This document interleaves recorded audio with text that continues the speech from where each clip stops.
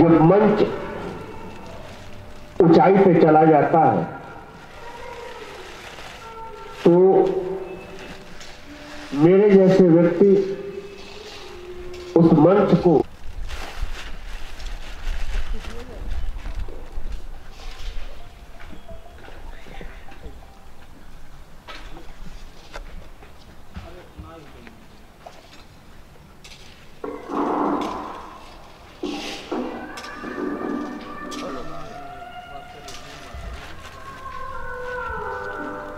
क्योंकि जब मंच ऊंचाई पे चला जाता है तो मेरे जैसे व्यक्ति उस मंच को निश्चित तौर पर सारी बातों के बीच में एक बात आपने जो कही कि स्त्रियों ने अपना शोषण खुद बढ़ा लिया है घर से निकलकर, मैं समझता हूं कि छंद मुक्त कविता के इस सत्र में इस विषय के अतिरिक्त इस शब्द पर भी हमें आज बहुत ही गंभीरता से विचार करने की जरूरत है कि एक मेट्रोपोलियन सिटी में रहने वाली डॉक्टरेट उपाधि प्राप्त की महिला के दिमाग में आखिर ये शब्द आया क्यों, ये वाक्य आए क्यों, इसको हम बहुत हल्के में नहीं ले सकते। जब दिल्ली में ये हाल है तो अन्य जगहों पर जहां आज भी महिलाओं का घर से निकलना अच्छा नहीं माना जाता है, वहां क्या इस हाल होगा। दूसरी बात, आपकी जो आपको उदाहरण दिया, लोक गीतों में विभिन्नताओं का आपने महिलाओं की स्मरण शक्ति पर, क्योंकि मैं इस बात को इसलिए रिपीट कर रहा हूं कि उस दौरान माइक डिस्टर्ब था, आपने एक धरातल पर सत्य किया, भले उसको आदमी व्यंग में ले ले, हंसी में ले ले, मजाक में ले ले, कि महिलाओं की स्मरण शक्ति, यह साड़ी किसने दिया था, ये गहना किसने दिया था, मैं वास्तव में अपने घर में देखता हूं। हमारी शादी में मामी ने अंगूठी दी थी तो उनके साथ लड़के के शादी में अंगूठी देना है, मुझे नहीं याद है कि मुझे किसने अंगूठी दिया किसने नहीं दिया, लेकिन उन्हें याद है और घटना 40 साल पुरानी है। तो समाज को के अपने स्मरण शक्ति के आधार पर निश्चित तौर पर जो आपने कहा कि परिधानों के तरफ छंदमुक्त ने भी अपने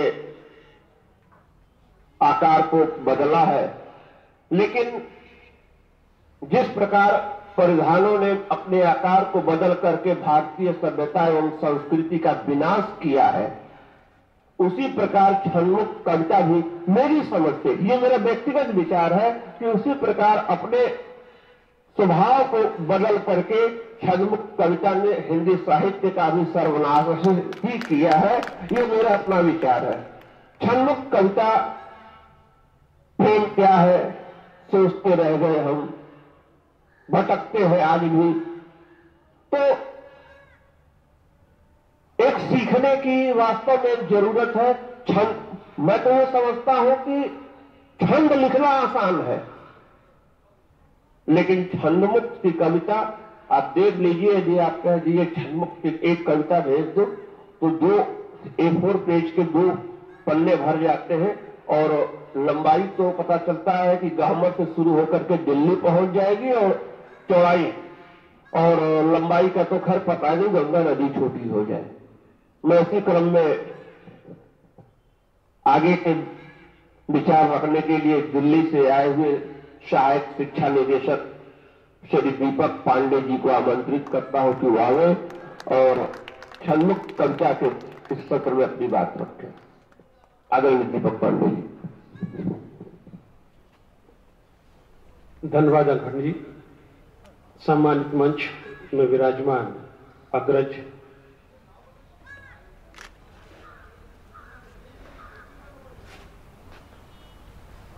और इस सभा के पूर्व वक्ता, आपको नमन करता हूं। इस सभागार में उपस्थित सभी हिंदी प्रेमियों को का सादर अभिवादन और अभिनंदन। जैसा कि आप सभी जानते हैं कि आज हम यहाँ पर 7वें गोपाल राम गहमरी साहित्य सम्मेलन 2021 के लिए एकत्र हुए हैं और एक चर्चा परिचर्चा का साहित्यिक विषय पर दौर चला है और अनायास ही ये कुठाराघात में अपने आप पर मानूंगा कि कहा गया कि आप जो है छंद मुक्त कविता पर अपने विचार रखिए। फिर भी आदरणीय डॉक्टर पूनम जी ने बहुत ही अच्छी छंद मुक्त कविता से जुड़ी हुई के इतिहास से जुड़ी हुई और आज के संदर्भ में बहुत अच्छी बात की।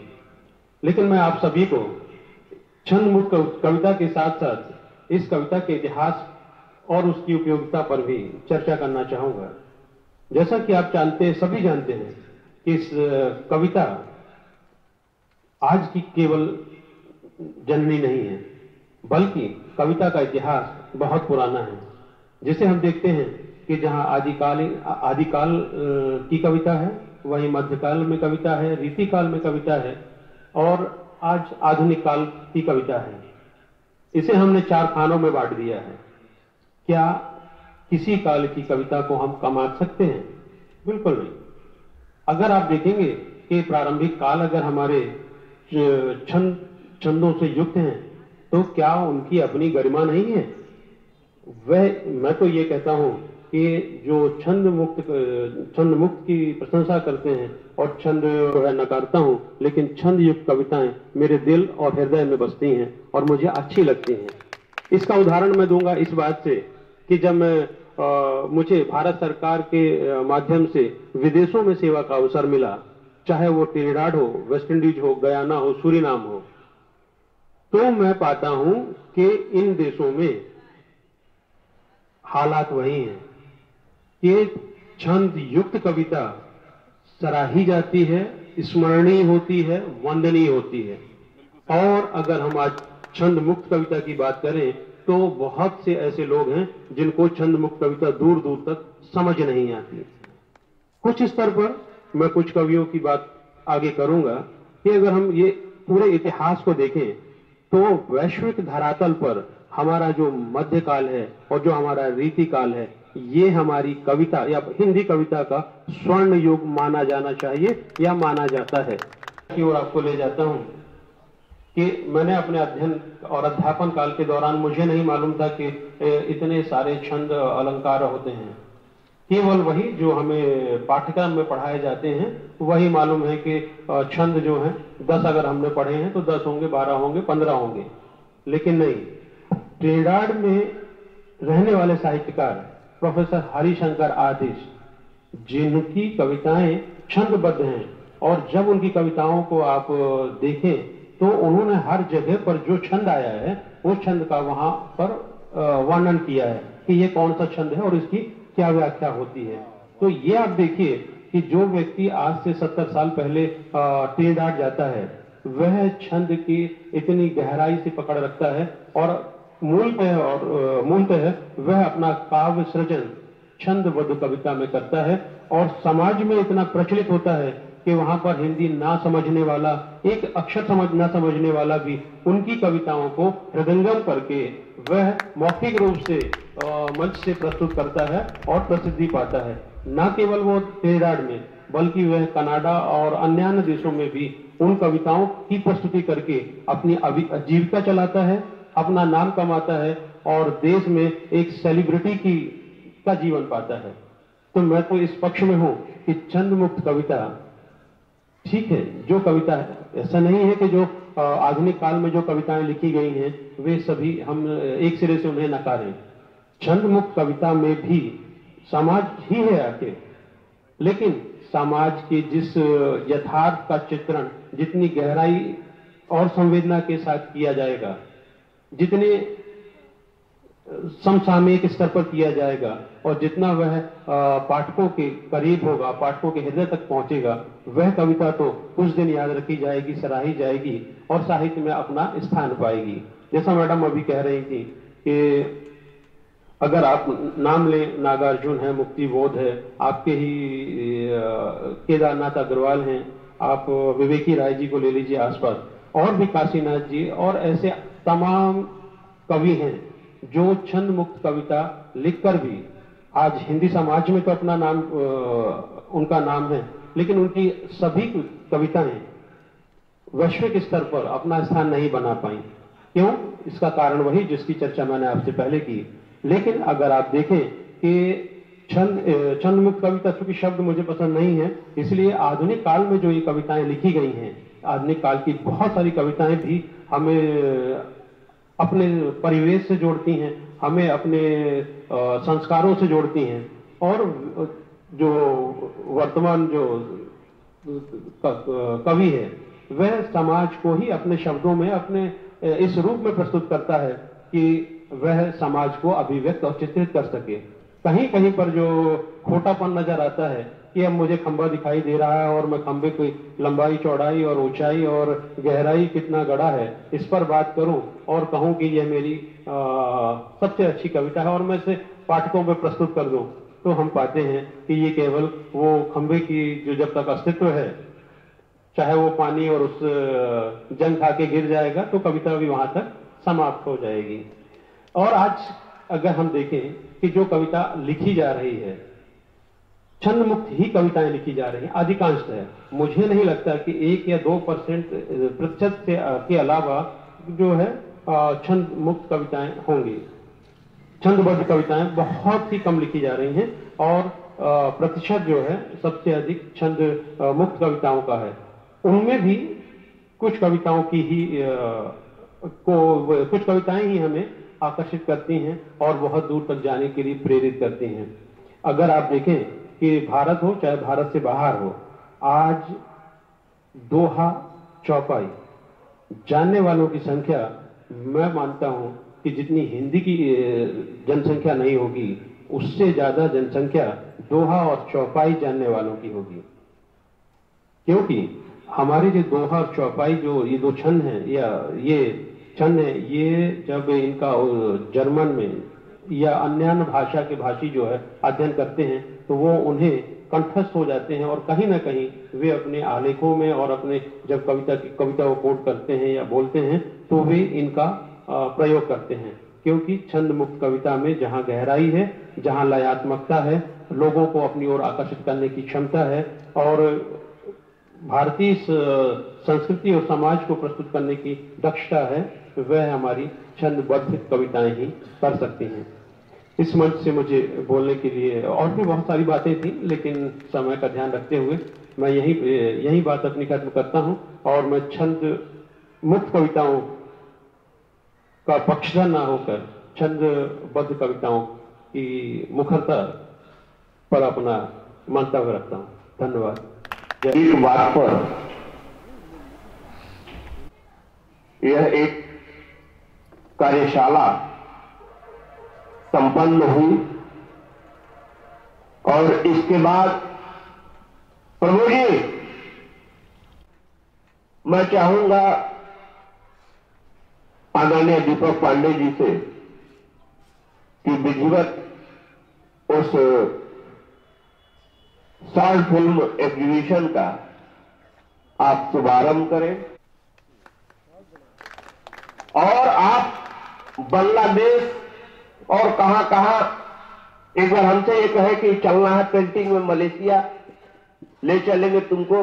हमने कहा भाई साहब, जिंदगी में एक बार मौसा के पैसा से हवाई जहाज में सफर किया था, उसके बाद मैं कान पकड़ा किया, इसके बाद में बैठे हुए भारतीय वो मूवी देख रहा है।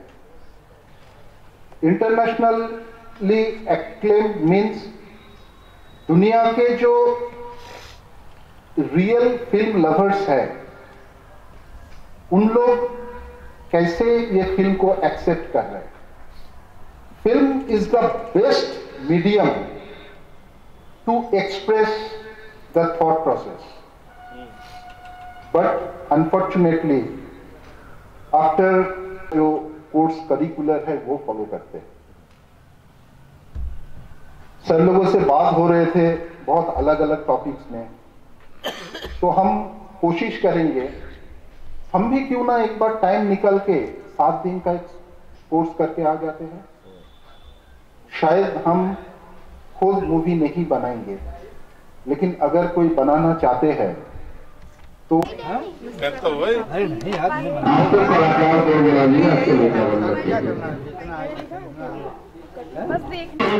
अध्यक्षता में किया जा रहा है, जिसके ऑर्गेनाइजर घोष जी कर रहे हैं। गाड़ी करो में से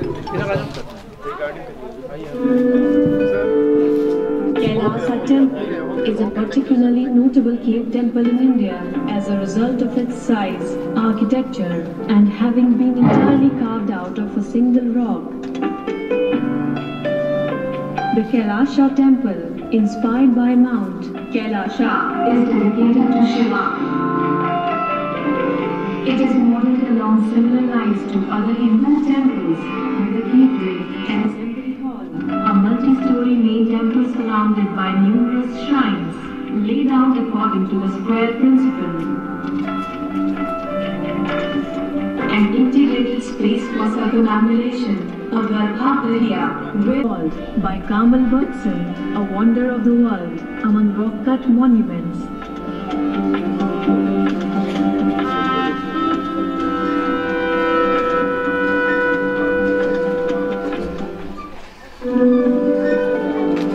Kailasa Temple. वो पूरा पता नहीं, and that is the power of visual media. But somehow nowadays we are ignoring it and we are pushing this media towards entertainment only. Only entertainment, entertainment and entertainment, which actually doesn't have any proper flavor in our life. Personally I believe entertainment should be there, but somehow with the flavor of education and with the flavor of knowledge. Just experience. This is one Ahomiya movie directed and written by Viju Das. He is coming to be a very prominent character.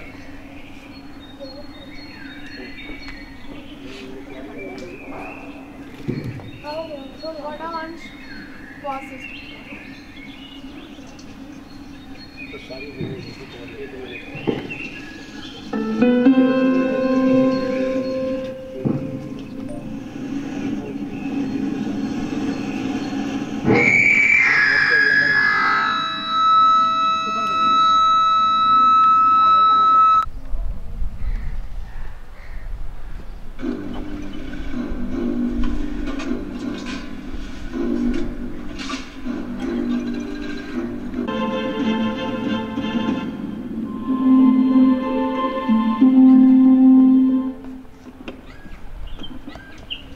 की रूपरेखा, वक्ता, संचालन,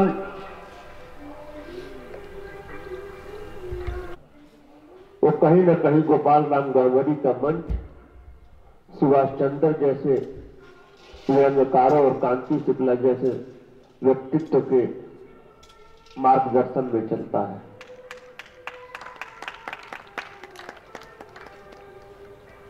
कोई भी कवि, मैं अपने अग्रजों से क्षमा याचना के साथ इस बात को कहना चाहूंगा कि चाहे जितना भी बड़ा कवि हो, मैंने जिनको जिनको सुना है, 2 कविता के बाद सांस लेना है यानी ताली बजाओ, ताली बजाओ, ताली बजाओ, भाई यदि आप में दम हो तो ताली बजवा तो लो। आपको एक कहानी सुनाता हूं, कहानी क्या हकीकत की बात है। मैं पहुंच गया, चूंकि बनारस में हमारा बचपन बीता है, 80 घाट से लेकर के सामने घाट, सोजा घाट सब वही हाफ पैंट में बीता है, तो बनारस की गलियां हमारे लिए नई नहीं थी। सर बीएचयू में थे, हमने कहा बीएचयू में जाना ठीक नहीं, क्योंकि बीएचयू में जो इन करो बाएं हाथ पर 2-4 छात्रावास है, गांव घर के लड़के हैं। मैं चला गया उस कार्यक्रम स्थल पर, बैठ गया दर्शक की दीर्घा में। जो आवे पूछे आप कौन? हम दर्शक। जो आए पूछे आपको कौन? हम दर्शक थे। मैं मोबाइल उठाया, जो पहुंच गया फोटोग्राफी वीडियोग्राफी करने। अभी शायद 13 से 14 सेकंड की वीडियो बनी थी। वो लगा बैठ जाओ। मैं मोबाइल लेकर के पीछे आया। रमेश तिवारी मुझसे कहे थे कि जरा इसको कवर कर लेना। मैं रमेश तिवारी चूंकि भभुआ के हैं और बिहार का गहमर से बड़ा घरेलू नाता है, तो रमेश तिवारी को मैं 50 बार बोला। हम कहे मतलब हमने कहा तुम्हें, मैं तो खाना खाया, खाना खाने के बाद जाकर सो गया, क्योंकि बहुत, लेकिन वैसा कार्यक्रम और उस हिसाब से बाद में सुभाष सर खुद पछताते हैं कि काश उसकी वीडियो बन गई होती। और वहां पर ऐसा नहीं था कि केवल ये थे, धुरंधर काशीनाथ सिंह जी भी वहां मौजूद थे, और बनारस सामने घाट पर वो कार्यक्रम हो रहा था। तो कब कहां क्या सीखने को मिल जाए भगवान जाने।